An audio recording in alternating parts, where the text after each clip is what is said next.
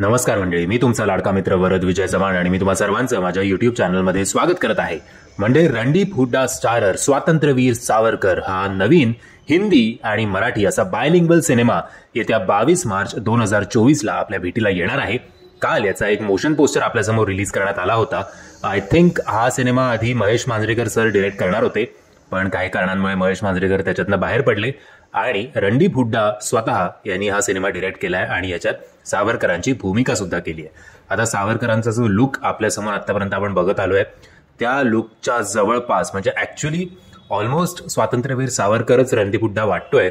In fact असं मी ऐकलं होतं जेव्हा काळा पाणीची जे काही शूटिंग करण्यात आलं होतं, हळूहळू रणदीप हुड्डा जो आहे तो फक्त दिवसाला 1 अक्रोड का 1 बदाम खाऊन स्वतःचा दिवस काढायचा. कारण ऑब्व्हियसली तुम्ही जसं तुम्हाला खाणं कमी मिळतं, तुम्हाला जास्त सक्त मजुरीची सजा तुम्हाला दिली जाते, तेव्हा तुम्ही एकदम गुटगुटीत असून चालणार नाही. सो एक अभिनेता म्हणून हे जे रणदीप हुड्डाचं ट्रान्सफॉर्मेशन आहे ते खरंच खूप कौतुकास्पद आहे.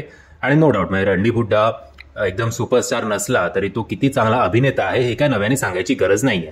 मोशन पोस्टरच्या वेळेला खास करून जे मराठी रॅप आपल्याला ऐकायला मिळतं ते रॅप ऐकून मजा येते बुवा, काहीतरी वेगळंच एक फिलिंग आली. सो ओव्हरऑल मी एक्सायटेड आहे या सिनेमासाठी. या सिनेमामध्ये आपल्याला रणदीप हुड्डा आणि अंकिता लोखंडे प्रमुख भूमिकेत दिसणार आहेत. स्वातंत्र्यवीर सावरकर हे एक असं व्यक्तिमत्व आहे की ज्यांचे जेवढे फॉलोअर्स आहेत तेवढे त्यांचे हेटर्स सुद्धा आहेत.